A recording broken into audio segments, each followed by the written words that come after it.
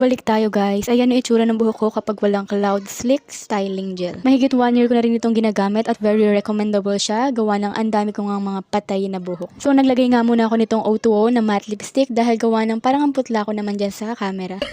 At pagkatapos nga na to guys, ay sisimulan ko ng buksan yung Cloud Slick Styling Gel. Mga 2 weeks ago, simula nung in-order ko to at ngayon ko palang gagamitin gawa ng sinisimot ko talaga yung mga natitira kong Slick Styling Gel. So saan nga ba ako bumibili nito? Minsan sa TikTok and minsan sa Shopee.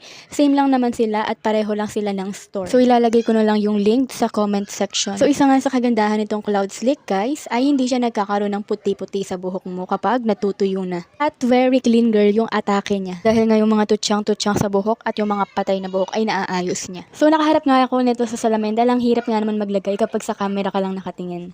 At ayan nga, nalagyan ko na ng Cloud Slick ang aking buhok. Kapag naglalagay nga pala ako guys, ay hindi ko masyadong nilalagyan ng marami dahil hindi ko naman tinatali yung buhok ko.